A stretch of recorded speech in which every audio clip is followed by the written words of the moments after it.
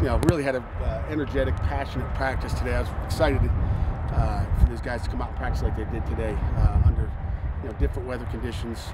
Kind of challenged them in a team meeting today about coming out and playing with passion and playing with excitement today. And they really did. I think we had a great practice, better than yesterday's, which was one of the reasons I got after them a little bit. It was lively. Guys were getting after it. A couple fights too, which I like to see. Yesterday we didn't have any fights, so friendly fights, but fights. So I'm happy with where we are. We've got one more day of prep. Looking forward to New Year's Eve. Coach, how do you, with all the festivities going on surrounding the Sun Bowl, and the Sun Bowl obviously has that stigma where it's just like the hospitality is great, you guys have all these activities, but how do you balance the two, because you got a football game to win? Well, I mean, our mornings are attributed to football. Coaches, we've been up since really 5:30 this morning in meetings at 6 o'clock, working on the game. Then this afternoon, our guys will go out with the troops at Fort Bliss and really enjoy the day. But that's what bowl practices are. You have to be able to balance it. During the regular school year, we balance it with football in the morning and academics in the afternoon. Now we're just balancing with some free time in the afternoon with some bowl activities. I think it's been outstanding. Pat, I know you're always kind of cognizant of what these guys hear from the outside world, be it social media, internet. Have you talked to them as a group sort of about why bowl games still mean something, why they matter, even though you see guys skipping them, you see people saying there's so many nowadays? You know what, I haven't really felt like I've needed to have that conversation. I don't read what's going on out there. EJ usually fills me in if I need to, but to me, if you're going to go out there on the field and play this game of football, you better go out, and that's why I talked about passion today. So maybe that was part of it, but it wasn't because I was worried about these guys not playing. This is an opportunity to finish the season with a win. Bowl games are important. I don't think I have to tell them that. It's certainly important to me.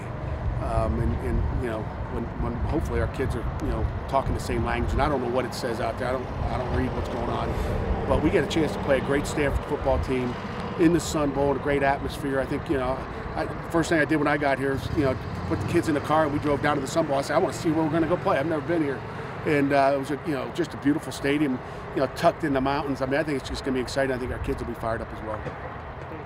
You come from a football family, and your dad was a long-time coach. Talk about that growing up with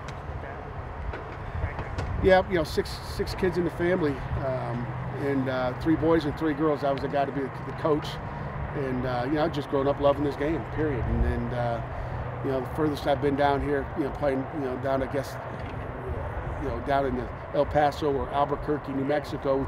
1979, we played down in Albuquerque, New Mexico. I don't know how far that is in the national championship game.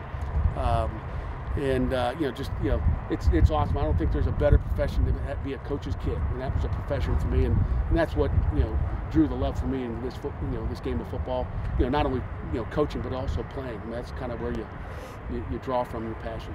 What's Pickett been able to do in his just a sophomore, but was able to complete 60% of his passes, had the 2-to-1 touchdown to interception ratio? What does he do that makes this offense click? Because I know running the football is what you guys do, but he's kind of the orchestrator of all of it. He is. He's the leader on offense, and if you talk to a lot of people back in Pittsburgh, they're saying he didn't do so well. I've been impressed with what he's done. He's still a baby. He's still learning. He's very conservative, I would say, with what he does, because he's so locked into making sure he doesn't hurt the football team. He doesn't take many shots.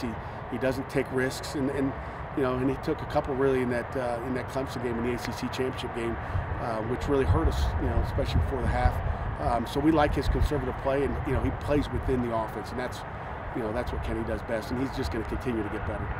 Pat, when you guys go live, or either just in certain situational things you do, how have you seen that reshuffled O-line develop? Have you seen an improvement from Miami, Clemson to now? You know what? We'll find out, I think, on the 31st. Really, because I think the only time you can't go live that many times to really find out. I mean, you can play 4 good plays in a row, but can you play 73 in a row? And I think the only test you have is to play in a game. And I think when you look at Connor's 3rd start at center, I think we're going to see some improvement. Again, we're playing another fantastic front with what Stanford has up front with all the different stuff. I'm sure we've practiced all kinds of stemming that we've seen the last couple of weeks. They're really good, and we're going to see 3-4. We're going to see 4-3. We're going to see a lot of movement and a lot of blitzes. So I think he's better prepared now than he was, Clemson, and better in Clemson than he was against Miami, and that's all we can ask for. What does Maurice bring to this offense? Maurice French is an explosive guy. I mean, he can take a jet sweep to the house. He can take a kickoff to the house, and obviously he's gotten so much better as a route runner, and that's probably the most impressive thing. We knew he could run with the ball, so we got to get his touches, in the passing game and in the run game.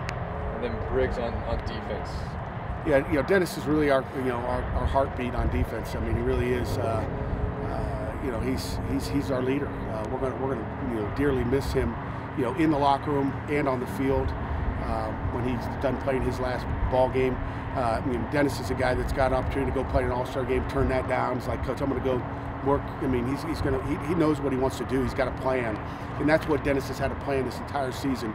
I'd almost say maybe the most improved player on our football team is Dennis Briggs at safety. I mean, really, he's just an outstanding guy, and he basically willed the second half of the Wake Forest game that clinched our Coastal Division, just with a kind of a halftime speech that I thought was outstanding.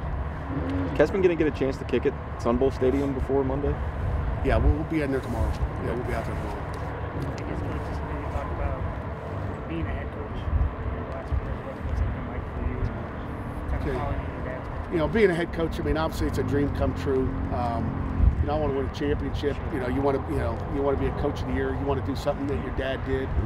Getting back to the family question, but I waited a long time to be a head coach. For a reason, because I love just being an assistant coach. I love being a coordinator, and then finally you kind of said, okay, let's go do this head coach thing. And that's what I've enjoyed. I was ready for it. I didn't have the desire to go call defenses anymore, although I surely would have if that was in the plans. But I just, I'm enjoying it. I enjoy coaching this football team because of the great kids we have. I challenge them to come out here and have a great practice, and they did. That's, part of the leadership that you have an opportunity to impact the entire team, not just one side of the football. Anything final for Coach? Game number 14. Who's still wanting to fight each other by this point? Well, there's a lot of guys that want to fight. We had Shane Roy out there scrapping it. Amir Watts. On offense, I saw Bookser. Of course, Bookser's always going to get me. He's always good for a little fight. And some of these guys like that pro wrestling too. So I think they like to. There was a couple fake fights out here today because I asked for a couple, so they gave me a couple fake ones too. Okay. Coach, thank you very much. Thanks, Pat. Thanks, guys. Appreciate it.